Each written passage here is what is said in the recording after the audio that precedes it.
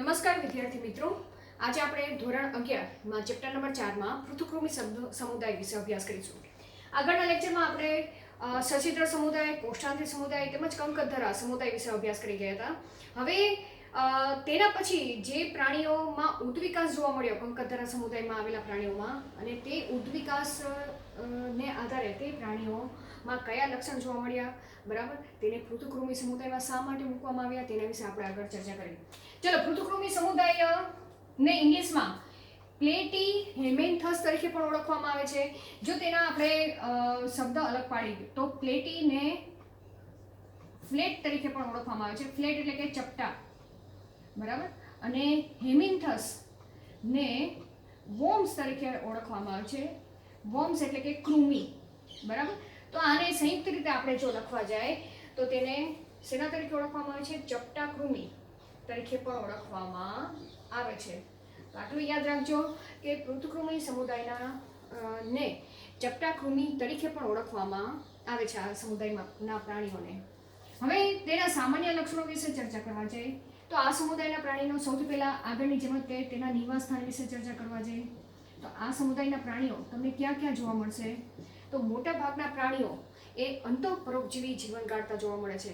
શેની અંદર અંતઃપરોપજીવી જીવન ગાળે છે? તો મનુષ્ય તેમજ પ્રાણીઓની અંદર, શરીરની અંદર, બરાબર. મોટા ભાગના પ્રાણીઓ મનુષ્યમાં તેમજ પ્રાણીમાં અંતઃપરોપજીવી જીવન ગાળે છે. કેવું?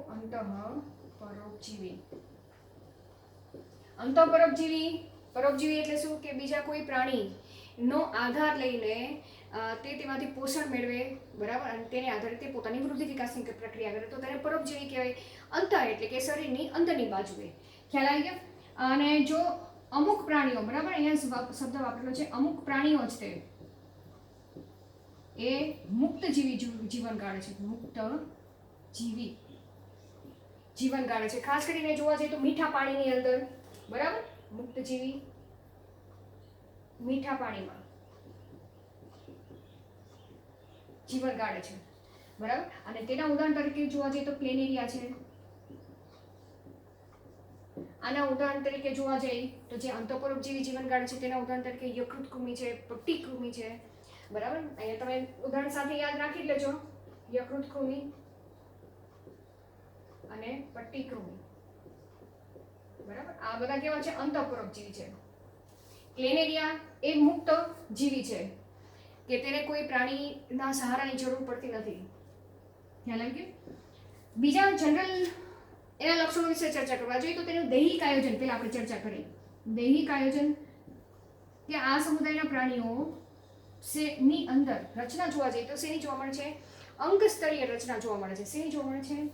અંગ સ્તરીય રચના જોવા મળે છે. હવે અંગ સ્તરીય રચના એટલે શું? કે આ સમુદાયના પ્રાણીઓ એ સૌપ્રથમ અંગ ધારણ કરતા જોવા મળ્યા, બરાબર. કે તમને પ્રશ્ન તરીકે આ પણ પૂછી શકે કે સૌપ્રથમ અંગ ધારણ કરતા પ્રાણીઓ કયા છે નીચે પૈકી? તો તમને પ્રાણીઓના નામ આપેલા હોય ઓપ્શનમાં અને તેને આધારે તમારે એમસીક્યુ સોલ્વ કરવાનો હોય, અથવા તો કોઈ પ્રાણીના નામ આપેલા હોય અને તેના આધારે કે આપેલ પ્રાણીઓ પૈકી કયા પ્રાણીઓમાં અંગ સ્તરીય આયોજન સ્તર જોવા મળે છે, બરાબર. તો તમને કોઈ પણ રીતે પ્રશ્ન રીતે પૂછી શકે એમસીક્યુમાં. તો અંગોની રચના જોવા મળે છે. ખાસ કરીને જોવા જઈએ તો કયા અંગોની વાત કરી તો આ સમુદાયના પ્રાણીઓમાં હેડ એટલે કે માથાનો ભાગ જોવા મળે છે. ભાગ જોવા મળે છે. હેડનો ભાગ, માથાનો ભાગ. માથાનો ભાગ એટલે કે જેમ કે આપણે કેમ માથાનો ભાગ છે તો તેમાં મગજ એવી રીતે પૂર્ણ વિકસિત જોવા મળે છે, બરાબર. શ્વસનને લગતી નાકની રચના છે કે જે શ્વસનના કાર્યમાં છે. કાન છે તો જે શ્રવણની પ્રક્રિયા કરે છે. એવી કોઈ પ્રક્રિયા આ સમુદાયના પ્રાણીમાં જોવા મળતી નથી. હેડનો ભાગ છે એનો મતલબ શું? કે અહીં આંખની રચના જોવા મળશે અમુક પ્રાણીઓમાં. તેના સિવાય જોવા જઈએ તો મુખની રચના અમુક પ્રાણીઓમાં જોવા મળતી નથી, બરાબર. એ મુખની રચના એ વક્ષ બાજુ આવેલી હોય છે. માથાનો ભાગ એ પૃષ્ઠ બાજુએ જોવા મળે છે, બરાબર. તેના સિવાય જોવા જઈએ તો ચૂસક જેવી રચના તેના હેડના ભાગમાં જોવા મળે છે, બરાબર.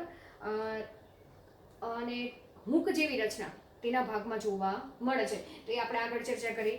તો અહીંયા સૌપ્રથમ એ માથાનો ભાગ ધારણ કરતા પ્રાણીઓ તરીકે પૃથુકૃમિ સમુદાયના પ્રાણીઓ એ પૃથ્વી ઉપર અસ્તિત્વ ધરાવતા જોવા મળ્યા. આ ખાસ યાદ રાખજો, બરાબર.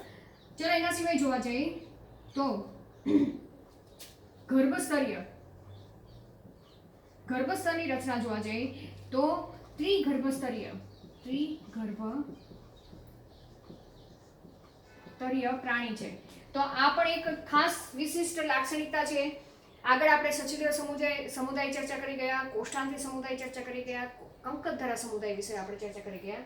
તો કોષ્ટાંત્રી અને કંકતધરા સમુદાયના પ્રાણીઓ દ્વિગર્ભસ્તરીય છે, જ્યારે સૌપ્રથમ પૃથ્વી ઉપર ત્રિગર્ભસ્તરીય પ્રાણીઓ તરીકે પૃથુકૃમિ સમુદાયના પ્રાણીઓ અસ્તિત્વ ધરાવતા જોવા મળ્યા. તો આ પણ તમારે MCQ માટે યાદ રાખવાનું છે, ત્રિગર્ભસ્તરીય પ્રાણી છે.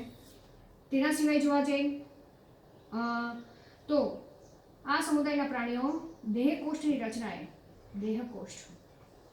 રચનાએ આ સમુદાયના પ્રાણીઓ એ અદેહકોષ્ઠી જોવા મળે છે. કેવા જોવા મળે છે? અદેહકોષ્ઠી. હવે અદેહકોષ્ઠી એટલે શું? એ બધી લાક્ષણિકતા આપણે ચર્ચા કરી જ ગયા છે પેલા લેક્ચરમાં, કે અંદર અંતઃસ્તર આવેલું હોય, બહાર બાહ્ય સ્તર આવેલું હોય અને મધ્યમાં પણ કોષો ગોઠવાયેલા છે, બરાબર, જેને મધ્ય સ્તરના કોષો તરીકે ઓળખવામાં આવે છે. એટલે કે પોલાણ જેવી રચના જોવા મળતી નથી. તો એવી રચનાને શેના તરીકે ઓળખવામાં આવે છે? અદેહકોષ્ઠી પ્રાણી તરીકે ઓળખવામાં આવે છે. બીજી લાક્ષણિકતા વિશે આપણે ચર્ચા કરવા જઈએ તો સમમિતિ આપણે ચર્ચા કરી. તો આ સમુદાયના પ્રાણીઓ એ દ્વિપાર્શ્વ સમમિતિ ધરાવે છે. દ્વિપાર્શ્વ સમમિતિ. હવે દ્વિપાર્શ્વ સમમિતિ એટલે શું? કે કોઈ એક જ મધ્ય ધરીમાંથી પ્રાણીને જો કાપવામાં આવે તો તે બે સરખા ભાગમાં વિભાજિત થાય છે. જેમ કે આપણે મનુષ્ય છે, તેને જો તમે મધ્ય અક્ષમાંથી કાપીએ તો બે સરખા ભાગમાં વિભાજિત થાય છે. તો આ પ્રાણીઓમાં દ્વિપાર્શ્વ સમમિતિ ધરાવતા જોવા મળે છે. હવે આને જો આપણે આગળની સમુદાય વિશે ચર્ચા કરવા જોઈએ તો આગળ આપણે સચિત્ર સમુદાય ચર્ચા કરી ગયા, કોષ્ટાંત્રી સમુદાય ચર્ચા કરી ગયા, કંકતધરા સમુદાય ચર્ચા કરી ગયા. ત્યાં અરીય સમમિતિ ધરાવતા પ્રાણીઓ હતા, બરાબર. હવે આ જે પૃથુકૃમિ સમુદાયના પ્રાણીઓમાં સૌપ્રથમ દ્વિપાર્શ્વ સમમિતિની રચના જોવા મળે. તો અહીંયા આ એક ઉદ્વિકાસી રીતે આ એક પોઈન્ટ મહત્વનો જોવા મળે છે આ સમુદાયના પ્રાણીમાં. ચલો એના સિવાય જોવા જઈએ તો આ સમુદાયના પ્રાણીઓમાં શ્વસન માર્ગ જેવી કોઈ રચના આવેલી જ નથી, બરાબર. અહીંયા લખું છું ની, કે શ્વસન તંત્ર તો છે જ નહીં, પણ શ્વસનની ક્રિયા કરવા માટેના પણ કોઈ અંગ નથી આવેલા. કારણ કે આ સમુદાયના પ્રાણીઓની જે બાહ્ય સપાટી છે, બરાબર, શરીરની જે બાહ્ય સ્તર હોય ને, બાહ્ય સપાટી, તેના દ્વારા જ વાયુઓના આપલે થવાની પ્રક્રિયા સરળતાથી જોવા મળે છે.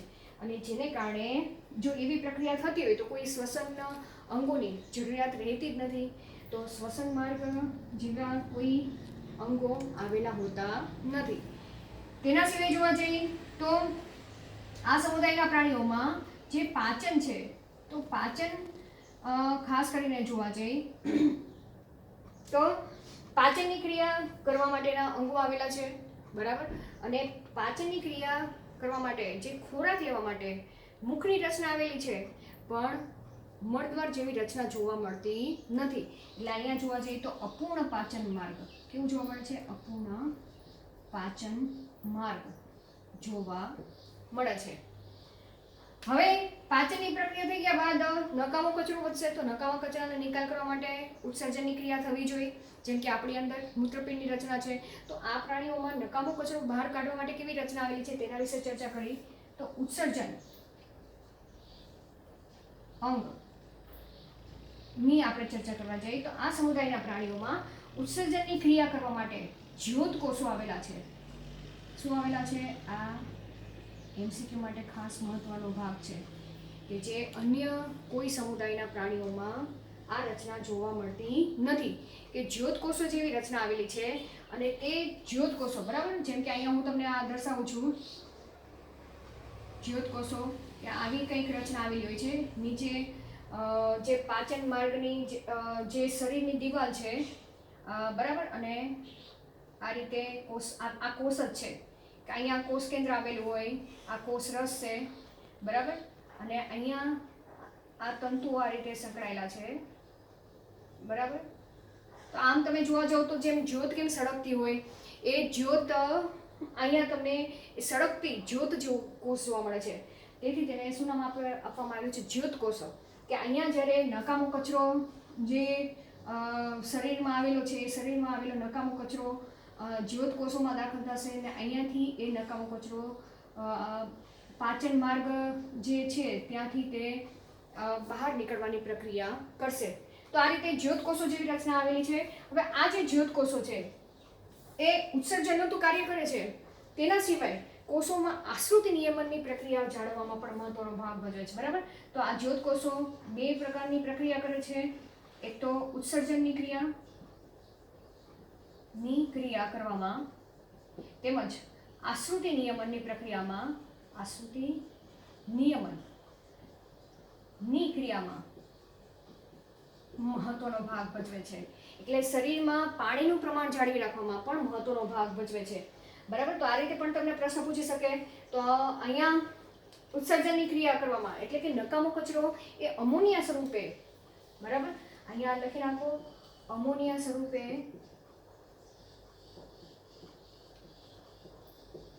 નકામો કચરો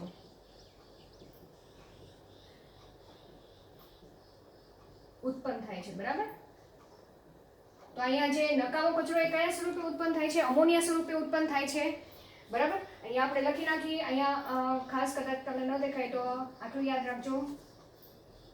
અમોનિયા સ્વરૂપે નકામો કચરો ઉત્પન્ન થાય છે અને તે અમોનિયા એ જ્યોત કોષો મારફતે બહાર નીકળે છે. તો આ પ્રાણીને અમોનિયા ત્યાગી કઈ રીતે યાદ રાખશો? અમોનિયા ત્યાગી પ્રાણી તરીકે પણ ઓળખવામાં આવે છે, બરાબર. હા, એક સિમ્પલ ફેક્ટ છે કે જો અમોનિયા સ્વરૂપે નકામો કચરો બહાર કાઢે તો તેને અમોનિયા ત્યાગી પ્રાણી તરીકે ઓળખવામાં આવે છે. યુરિયા સ્વરૂપે નકામો કચરો બહાર કાઢે તો તેને યુરિયા ત્યાગી પ્રાણી કહેવાય. અને યુરિક એસિડ સ્વરૂપે નકામો કચરો શરીરની બહારની બાજુએ કાઢે તો તેને યુરિક એસિડ ત્યાગી પ્રાણી તરીકે ઓળખવામાં આવે છે. તો અહીંયા આપણે આ બધી ચર્ચા કરી ગયા. હવે એક વિશિષ્ટ એની લાક્ષણિકતા વિશે વાત કરવા જઈએ તો આ સમુદાયના પ્રાણીઓમાં ખાસ કરીને જોવા જઈએ તો હૂંક જેવી રચના આવેલી છે. તેના સિવાયના બીજા પોઈન્ટ વિશે ચર્ચા કરવા જઈએ તો આ સમુદાયના પ્રાણીઓમાં અંકુશ જેવી રચના એટલે કે તેનો જે હેડનો ભાગ, આપણે શું ચર્ચા કરીએ કે તેને અહીંયા હેડનો ભાગ આવેલો હોય છે, માથાનો ભાગ આવેલો જોવા મળે છે. તો અહીંયા આપણે લખી શકીએ કે હેડના ભાગમાં એટલે કે માથાના ભાગમાં અંકુશો એટલે ઇંગ્લિશમાં અહીંયા શું નામ આપેલું છે? હૂંક જેવી રચના, બરાબર. અંકુશો તેમજ ચૂસકો જેવી રચના આવેલી છે. ચૂસકો જેવી રચના આવેલી છે, બરાબર. એટલે કે માનો કે એમ સમજી લો કે આ એનો માથાનો ભાગ છે, બરાબર. આ એનો માથાનો ભાગ છે કે જ્યાં અહીંયા ઉપરના ભાગે હૂંક જેવી રચના આવેલી છે અને ચૂસક જેવી રચના. કેટલા? 4 ચૂસકો આવેલા છે. 2 તમને સાઈડમાં દર્શાવેલા છે ને એક પાછળની બાજુએ. આ ચૂસકો જેવી રચના છે. પછી અહીંયાથી તેનું શરીર પટ્ટી જેવું જોવા મળે છે, બરાબર. તો જેની મદદથી ખાસ કરીને આ અંકુશોની મદદથી તે કોઈ પ્રાણી સાથે ચોંટી રહે છે અને ચૂસકોની મદદથી તેના શરીર દિવાલ ઉપર ચૂસક જેવી રચના આવેલી છે. આ ચૂસક છે. ચૂસકોની મદદથી જે યજમાન છે તે યજમાનના શરીરમાંથી પોષક તત્વો સીધા મેળવી લે છે, બરાબર. યાદ રાખજો કે જેની મદદથી યજમાનના શરીરમાંથી સીધા જ પોષક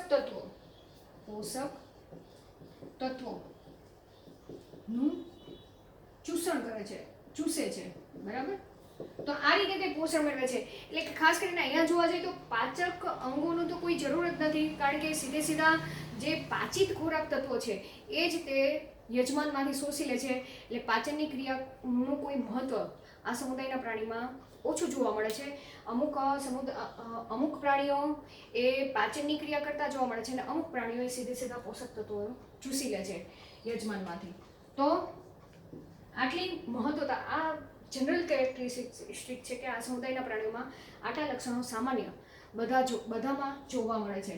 હવે એના સિવાય જોવા જઈએ તો આપણે પ્રજનનની પ્રક્રિયા વિશે વાત કરી. પ્રજનનની ક્રિયા, તો આ સમુદાયના પ્રાણીઓમાં લિંગભેદ જોવા મળતો નથી. શું નથી જોવા મળતો? લિંગભેદ જોવા મળતો નથી. એનો મતલબ શું કે તેની અંદર નર પ્રજનન અંગ પણ છે, માદા પ્રજનન અંગ પણ છે, અને નર પ્રજનન અંગમાંથી અંડકોષના નિર્માણની પ્રક્રિયા પણ થાય છે. માદા પ્રજનન અંગમાંથી નરમાંથી નર જે શુક્રકોષ છે તે બને છે, અને માદામાંથી અંડકોષના નિર્માણની પ્રક્રિયા થતી જોવા મળે છે. બંને વચ્ચે ફલનની પ્રક્રિયા થાય છે, એટલે કે જ્યારે તે અલિંગી પ્રજનનની પ્રક્રિયા તો કરતા નથી, માત્ર કેવી પ્રક્રિયા કરે છે? લિંગી પ્રજનનની પ્રક્રિયા કરે છે. બરાબર? તો અહીંયા આપણે આગળનો પોઈન્ટ લખી. લિંગી પ્રજનનની પ્રક્રિયા દરમિયાન પ્રજનનની ક્રિયા દરમિયાન ફલનની પ્રક્રિયા કરે છે. હવે ફલન જોવા જઈએ તો અહીંયા અંતઃફલનની પ્રક્રિયા જોવા મળે છે. કેવી જોવા મળે છે? અંતઃફલન, એટલે કે શરીરની અંદરની બાજુએ ફલનની પ્રક્રિયા જોવા મળે છે. ફલિતાંડ પણ અંદર બને છે, અને તેમાંથી પહેલા ડિંભ બનવાની પ્રક્રિયા થાય છે. તો અહીંયા તે ડિંભી અવસ્થા બને છે. અહીંયા જોવા જઈએ તો ડિંભી અવસ્થા તમને ઘણી બધી જોવા મળે છે. જેમ કે આગળના સમુદાયમાં પણ, સછિદ્ર સમુદાયમાં પણ ડિંભી અવસ્થા જોવા મળતી હતી. બરાબર? એવી જ રીતના કોષ્ટાંત્રિ સમુદાયમાં પણ ડિંભી અવસ્થા જોવા મળતી હતી. કંકધરા સમુદાયમાં પણ ડિંભી અવસ્થા જોવા મળતી હતી. જ્યારે પૃથુકૃમિ સમુદાયમાં પણ ડિંભી અવસ્થા જોવા મળે છે. પણ ઘણા બધા ડિંભીય અવસ્થા જોવા મળે છે, તબક્કાઓ જોવા મળે છે, અને પછી તે તેમાંથી પૂર્ણ વિકસિત પ્રાણી તૈયાર થાય છે. તો અહીંયા પણ વિકાસ જોવા જાય તો કેવો જોવા મળે છે? વિકાસ પરોક્ષ જોવા મળે છે. ખ્યાલ આવી ગયો? હવે એક બીજા પ્રાણીની પણ વાત કરી, જેમ કે પ્લેનેરિયાની વાત કરી. આપણે આગળ ચર્ચા કરી કે તે કેવા છે? મુક્તજીવી છે. બરાબર? પ્લેનેરિયા, એ પ્લેનેરિયામાં જે પુનર્સર્જન થવાની ક્ષમતા ખૂબ જ વધુ હોય છે. કેવી હોય છે? ખૂબ જ વધુ જોવા મળે છે, અને તે દ્વારા તે પોતાના વૃદ્ધિ વિકાસની પ્રક્રિયા કરતા જોવા મળે છે. પુનઃસર્જનની ક્ષમતા એટલે શું? કે કોઈ ભાગ કદાચ દૂર થઈ ગયો હોય તો જે છૂટા પડેલા ભાગો છે, એ છૂટા પડેલા ભાગો એ ફરીથી પુનઃસર્જનની પ્રક્રિયા કરશે, અને જે મૂળ પિતૃ જે છે તેના જેવા તે શરીર દેહ ધારણ કરે છે. તો તેને પુનઃસર્જનની ક્ષમતા તરીકે ઓળખવામાં આવે છે. તો તે આ સમુદાયના પ્રાણીઓમાં ખૂબ જ વધુ જોવા મળે છે. હવે એના સિવાય આપણે છેલ્લે ઉદાહરણ વિશે ચર્ચા કરી જાય, જેમ કે પટ્ટીકૃમિ છે. બરાબર? એવી જ રીતના યકૃત કૃમિ છે. આ બધા પ્રાણીઓ પ્લેનેરિયા છે, જેને પૃથુકૃમિ સમુદાયમાં મૂકવામાં આવેલા છે. જેમ કે યકૃત કૃમિ, પટ્ટકૃમિ છે, તો તે 1 થી 2 યજમાનમાં પોતાનું જીવનચક્ર પૂર્ણ કરતા જોવા મળે છે. મનુષ્યમાં તો ખરું જ, તેના સિવાય અન્ય પ્રાણીમાં પણ તે પોતાનું જીવનચક્ર પૂર્ણ કરે છે. પહેલાં મનુષ્યમાં શરૂઆત કરે છે, અડધું જીવનચક્ર પ્રાણીઓમાં પૂર્ણ કરે છે. તો આ રીતે અહીંયા આપણી તેની લાઈફ સાયકલ વિશે પણ ચર્ચા નથી કરવાની, પણ થોડીક તમને સમજૂતી ખ્યાલ હોવી જરૂરી છે. તો અહીંયા આપણે પૃથુકૃમિ સમુદાય વિશે અભ્યાસ પૂર્ણ કર્યો.